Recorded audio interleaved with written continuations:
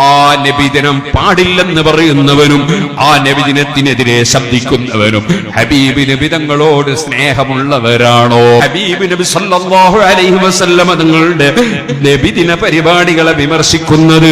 പക്ഷേ അല്ലാഹുവിന്റെ റസൂൽ സല്ലല്ലാഹു അലൈഹി വസല്ലം ആ കക്ഷികളെ സംബന്ധിച്ച് നേരത്തെ തന്നെ പറഞ്ഞിട്ടുണ്ട്, ഇയ്യാകും വയ്യാഹും, അവരെ നിങ്ങൾ സൂക്ഷിക്കണേ, അവരെ നിങ്ങൾ ശ്രദ്ധിക്കണേ.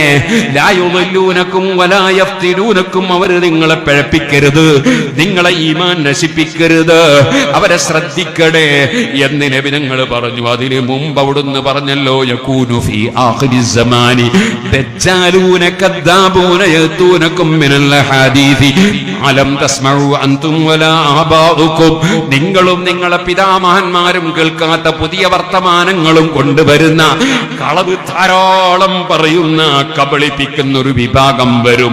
അവരെ കുറിച്ചാ പറഞ്ഞത്, അവര് നിങ്ങളെ പിഴപ്പിക്കല്ലേ.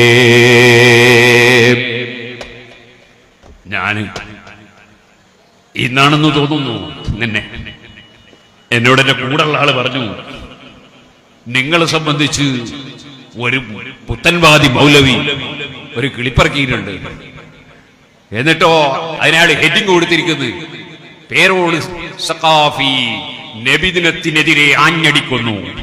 എങ്ങനെയുണ്ട്? പേരോട് സഖാഫി നബിദിനത്തിനെതിരെ ആഞ്ഞടിക്കുന്നു. നാവെടുത്തോ കള്ളം മാത്രം പറയുന്ന ടീം, എഴുതുമ്പോ കള്ളം മാത്രം പറയുന്ന ടീം സുന്നത്ത് ജമാഅത്തിന്റെ വിരോധികൾ മുഴുവനും അങ്ങനെ.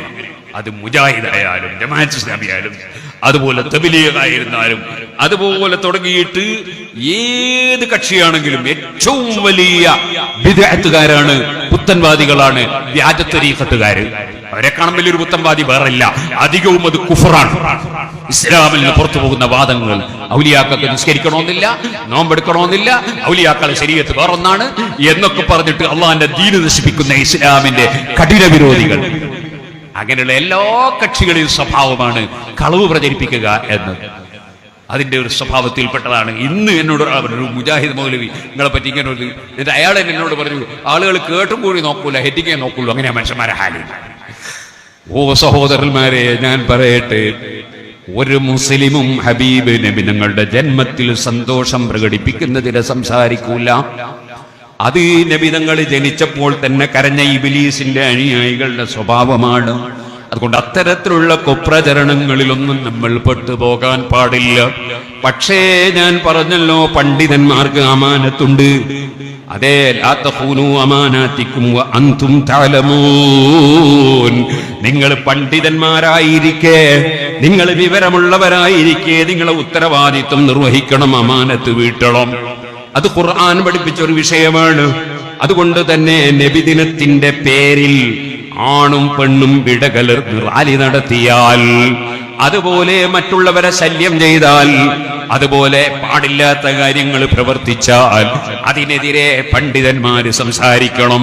എന്നിട്ട് ജനങ്ങളെ കൃത്യമായ വഴിയിലൂടെ നടത്തണം. ഇതുപോലെ ഏത് വിഷയത്തിലും അബദ്ധങ്ങൾ വരുമ്പോ ആ അബദ്ധങ്ങൾ ചൂണ്ടിക്കാണിച്ചു കൊടുക്കേണ്ട ബാധ്യത പണ്ഡിതന്മാർക്കുണ്ട്. അതല്ലേ ഇമാം ഇബ്നുൽ ഹാജ് റഹ്മത്തുള്ളാഹി അലൈഹി തങ്ങൾ അവിടുത്തെ കിതാബുൽ മദ്ഖലിൽ അത് വിശദമായി പറഞ്ഞു.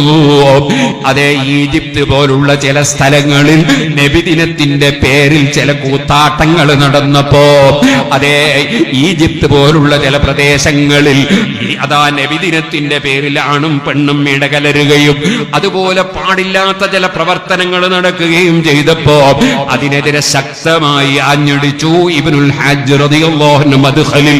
എന്നിട്ട് അവിടുന്ന് പറഞ്ഞു, ഇത് റബീഉൽ അവ്വൽ നബിതങ്ങൾ ജനിച്ച മാസം, വലിയ പുണ്യമുള്ള മാസം.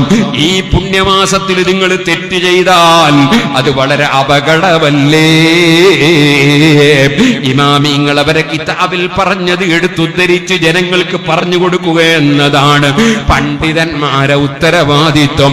ആ ഉത്തരവാദിത്വം നിർവഹിക്കുമ്പോ ആ മുസ്ലിയാർ നബിദിനത്തിനെതിരാണെന്ന് പച്ചക്കള്ളം പറയുന്ന ബിദ്അത്തുകാർ, അതുപോലെ വ്യാജ തരീഖത്തിന്റെ ആശയങ്ങൾ പ്രചരിപ്പിച്ച് ജനങ്ങളെ ഇസ്ലാമിക ശരീഅത്തിൽ നിന്ന് അതാ കടുത്ത വലാലത്തിലേക്ക് കൊണ്ടുപോകുമ്പോ അത് ശരിയല്ലെന്ന് പറയുന്ന പണ്ഡിതന്മാർ ഔലിയാക്കളെ വിരോധികളാണ്, ത്വരീഖത്തിന്റെ വിരോധികളാണ് എന്ന് പറഞ്ഞ് പച്ചക്കള്ളം പറയുന്ന വ്യാജ ത്വരീഖത്തുകാർ അവർ ഇസ്ലാമിന്റെ കഠിന വിരോധികളാണ്. അതിലൊന്നും ആരും അവരുടെ ശുദ്ധമായ കളവുകളിൽ പെട്ടുപോകരുതെന്ന് ഈ സമയത്ത് ഉണർത്തുന്നു.